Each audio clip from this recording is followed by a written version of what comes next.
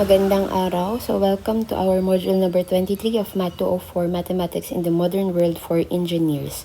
So we have the conic sections, which is the circles, and our learning targets for today is to define what circle is in the context of analytic geometry, solve for the equation of a circle by using the parameters given in the problem, and sketch circles by using the parameters given in the problem. Okay, so dito, syempre, alam naman natin what is the circle. Diba? Isang bilog. Okay, but then, we have this another definition of circle in terms of analytic geometry. Take note na in geometry, we have three types of geometry. The plane, the solid, and the analytic. Okay, so dito, conic sections, nanggaling kasi siya sa isang cone. That's why, meron tayo na form na circle. Okay, so in analytic geometry, circle is defined as the set of all points that are equidistant from a fixed point called the center. So, ibig sabihin, nakaka-form daw tayo ng isang circle dahil meron tayong equidistant. Okay, when we say equidistant, pare-pareho. Okay, they are equal na distance from a fixed point. So, kung halimbawa kukuha kayo ng dalawang pencil, like for example, ito ay nasa figure natin. Yung isang pencil ay hayaan mo siyang nandun lang sa isang point. Then, lagyan nyo ng tali yung ating dalawang pencil. And then, yung isang pencil, yan ngayon yung iikot mo. Okay? Kapag inikot mo yan, so ibig sabihin, they have the same distance, makaka-form ka ngayon ng isang circle. So, para hindi kayo mahirapan kasi baka mamaya gumagalaw-galaw yung dapat na naka-fix. Kaya tayo ngayon nagkaroon ng tinatawag na compass. Okay? Yung compass yung ginagamit natin wherein yung nasa center or nasa fixed point is yung nakapin. And then may pencil siya na ginagamit na pang-ikot natin. So, you will draw a perfect circle. Okay? So, ibig sabihin, set of all points yan. Kasi kapag naka-form tayo ngayon ng isang circle, ayan, like for example, ayan na. So, eto siya, nakapunta ka dito, and then kung naka-form ka ngayon ng circle, sa isang Cartesian plane, kahit anong part dyan, okay, kahit anong tuldok dyan na dinaanan niya, point yan. Okay, so kahit tabi-tabi pa yan, ibig sabihin, set of all points. Okay? So, therefore, this one, in the circle, ang ating, ang ating point dyan ay tinatawag natin na HK. H is yung X niya, and then si K naman yung Y niya. So, but then, we are just using that for the center. Okay, so center. And then, on one point sa isa circle natin, that is the X and Y naman natin. So, X, Y ay pwedeng mabago-bago kasi gaya nga ng sabi ko, pwedeng andito yung point mo, pwedeng andito yung point mo, pwede rin dito or kahit saan. Okay? So, that's why, dito natin ngayon makukuha na kapag meron tayong from the center to any point of the circle, that is what we call now the radius. Okay?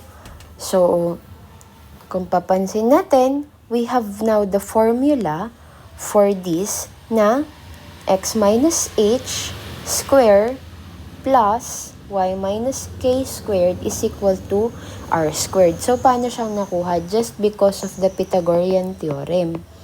Okay? So, paano naging Pythagorean theorem yan nakuha? Because of this. Kapag yan, ginawa mo siyang ganito, diba? So, yan ngayon yung magiging right triangle natin.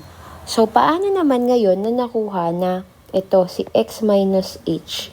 Okay, kasi this one, okay, so you have your x and then ito si h. So, therefore, we have, pag pinag-minus mo yan, makukuha mo ngayon yung length nito.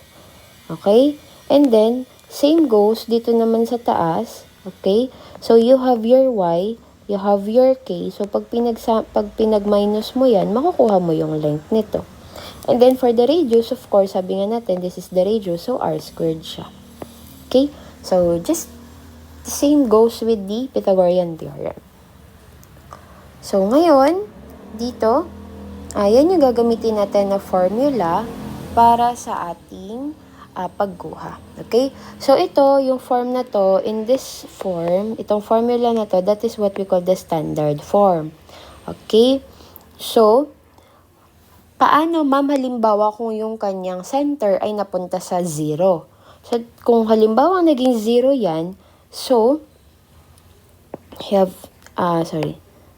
we have x minus h, quantity squared, plus y minus k, quantity squared is equal to r squared. Paano daw kung 0 yung hk natin? Kadalasan kasi 0 yung pinaglalagyan yan eh. So, kung yan, magiging 0, magiging cancel, makakancel, matitira na lang y squared plus, this is x squared plus y squared is equal to r squared. Okay? So, ito din, nakuha natin siya. Okay? So, now, what about the general equation of the circle? Okay. So, for the general equation of the circle, ito siya. Tandaan na lang din to, na ganyan ang kalalabasan niya. We have x squared plus y squared plus dx plus ey plus f is equal to 0. Okay? So, let us have an example. Solve the standard form of equation of a circle when its center located at the origin and the radius is 5. Okay. So, sabi niya located at the origin. When we say located at the origin, ibig sabihin, it is, kung ito yung Cartesian plane mo, ang origin nyo dyan is yun nandito sa gitna.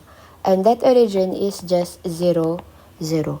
So, we know that the standard form of equation is equivalent to x minus h squared plus, plus y minus k squared is equal to r squared. And sabi natin that h is equal to 0 and k is equal to 0. So, therefore, cancel to, cancel din to. Okay, may square pala to. So, we will be having now x squared plus y squared is equal to, ang r natin is 5. So, therefore, 5 squared. So, simplifying it, we have x squared plus y squared is equal to 25. And this is now your final answer. Same dun sa nakuha sa module. Then, another example. Solve the standard form of equation of a circle when the center is located at 3, 2 and the radius is 4. Hindi nasulat. Okay, 4 yan. So now, sulat lang natin, we have h daw na 3, k is negative 2, then r is 4. And since we have the standard form of equation na x minus h squared plus y minus k squared is equal to r squared. So, lang natin, substitute natin. We have x minus 3 squared plus y minus, take note naka-minus yan, and then naka-negative to. So, we have negative 2 quantity squared is equal to, ano yung r natin? 4. So, we have 4 squared. So, simplifying this, we have x minus 3 quantity square plus y. So, since this is a negative sa negative, so negative magiging positive. So, we have now y plus 2 quantity square is equal to 16. And this is now your final answer. Same sa nakuha. Okay? Then, let us have another example. Given the equation, quantity x minus 1 squared plus quantity y plus 3 squared is equal to 9. Identify the center and the radius. Okay. So, dito, ang gagawin nyo lang dyan is that ang hinahanap natin is si h, si k, and then si r. Okay. So, sabi natin x minus h square plus y minus k square is equal to r squared. At ang given sa atin dito is x minus 1 squared plus y plus 3 square is equal to 9. Okay. So, ang gagawin nyo na lang dyan, equate lang natin. Okay, paano siya? Diba? Ito, tsaka ito, magkamuka. Equate na lang natin yung nasa loob. Okay? Ito naman, ito din, magkamuka. Ito, magkamuka. And then this one, magkamuka, magkamuka. Okay, so ang gagawin na lang natin dyan, equate lang natin. We have x minus h is equal to x minus 1. So, solve for x na lang tayo.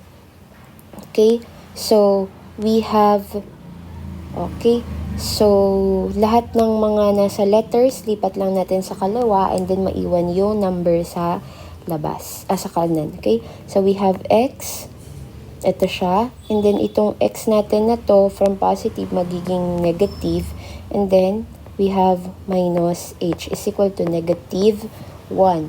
So, cancel natin si x, matitira, negative h is equal to negative 1. So, since pareho silang negative, cancel na natin siya. Though, magyayari, h is equal to 1. Then, ito naman, yung kabila, we have y minus k is equal to y plus 3. Again, si y dito, lipat lang natin sa kaliwa, magiging y. From positive, magiging negative y, then minus k is equal to positive 3. So, cancel. Then, negative k is equal to positive 3. So, we multiply both side by negative 1 para mag-positive yung k natin. So, negative 1 times negative k is positive k. And then, negative 1 times positive 3 is negative 3. So, nakuha na natin ngayon si k. Then, our radius naman, so ito na lang natitira, yung dalawa na to. So, we just, equate, r squared is equal to 9. So, therefore, ang kailangan natin is si r, not this, hindi naka-square na r. So, we get the square root of both sides, cancel. R is now equal to 3. Okay. Ma'am, di ba po kapag square root po siya, dapat po positive and negative yung makuha. Di ba we don't have negative value of a distance naman. So, therefore, yung positive yung kukuhanin natin. Okay? So, therefore, the hk is equal to 1, negative 3. And then, our r is equal to 3. So, this is now your final answer. Okay? So, next naman natin is that, ito. Reduce the equation of the circle to standard form. If possible, identify the center and the radius and then draw the circle. Okay. So, we have here given x squared plus y squared minus 2x minus 2y minus 7 is equal to 0. Okay. So, dito, ang kailangan natin dito ay alamin nyo, kailangan matandaan kung paano mag-completing the square. Okay? So, we need that. The completing the square. But take note na when you completing a square, kapag nag-add ka sa isang side, dapat mag-add ka rin sa kabilang side. Okay, ang una muna natin gawin dito, pag tabi-tabihin natin yung magkakamuka. So, pagtabihin natin yung mga may x. So, we have x squared, and then ito, negative 2x siya, so minus 2x. And then, mag-leave tayo ng space. Lagyan ko siya ng, parenthesis, then plus, okay, si y naman, y squared, then negative 2y, and then mag-leave ulit ako ng space. And then si negative 7, from negative 7, lipat natin sa kabila, magiging positive 7. Okay. So, sabi natin, we have to complete the square. 2x. Okay. Ano kaya yung possible na makuha natin? Diba we have a minus b squared is equal to a squared minus 2ab plus b squared. Okay. So, kung mapapansin natin, a squared tayo, ito na siya, si x squared. Minus 2x. So, si 2x natin is this one na. Ano kaya yung pwede nating ilagay? Okay. So, ibig sabihin, ito nakagitna sa atin, equate natin ngayon kay negative 2ab. Tanggal natin si negative. So, we have 2ab is equal to 2x. Okay. And we know na yung a natin dito is x kasi naka-x siya, diba? So, we have 2xb is equal to 2x. So, kapag yan, na-cancel natin, tinanggal natin 2x sa 2x, b now is equal to 1. O, hindi siya 0 ha, kasi dapat mayroon siyang 1. So, therefore, yung b natin is 1. So, we will be having plus 1. But take note na dapat square yan ha, kaya lang 1 squared is just 1 naman din, diba? So, kung okay, gamitan ko siya ng red. Kung nag-add ka ng 1 dito, okay, you add 1 there, you should add also 1 dito sa kanan. Okay? Then, same goes dito sa ating y. So, since same naman din siya, so, ibig sabihin, 1 lang din pala i-add natin sa kanya.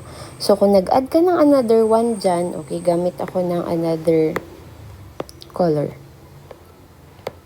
Okay, kung nag-add ka ng 1 dito, dapat mag-add ka rin ng 1 another sa kanan. Okay, take note of that ha, kailangan kasi pag completing the square, pareho tayo ng side. So, therefore, ano nang kalalabasan natin? So, x squared minus 2x plus 1 is a perfect square. So, therefore, ibig sabihin, magiging ganito na yung ayos niya. At ang magiging ayos na natin ngayon dyan will now be x minus 1 squared. Okay? Then, plus, same naman din dito, y minus 1 squared. And this is 7 plus 1 plus 1 is 9. So, and 9 is also what? 9, kapag yan, inequate natin sa r squared, magiging x minus 1. Okay, so si 9, diba, kapag inequate natin sa r squared, magiging 3 squared siya. Okay, so we have x minus 1 square plus y minus 1 square is equal to 3 squared. So, pwede na natin ngayon ma-identify si HK. So, si H ay si 1. Si K ay si 1 also. And then, yung R natin is 3. So, dito, take note na lang, isa din sa madali. Kung ang ayos ng inyong given, ang nakuha nyong, what do you call this?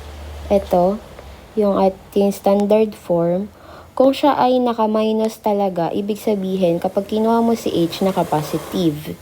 Ito naman, same din, kung naka-minus siya dito, positive pa din yung makukuha. But, take note, look at this one. Naka-plus siya, diba? So, ibig sabihin, ang kanyang makukuha kapag K kinakailangan mo, magiging negative na siya. Okay? So, this is now your final answer. Let's see. Same pa rin ba na nakuha? Ayan. Okay? So, in plotting naman dito, pag nagpa-plot ka, edi kapag nakuha mo na yung center, 1, 1, dito na yung ating center. And then, kuha ka lang ng radius. So, ibig sabihin dito, mag-add ka lang ng 3, makukuha mo na to. Then, do the circle na siya. Okay? So, yun lang. And then, for example, number 5, same lang naman siya dun sa nakuha natin. Okay? So, that's all for our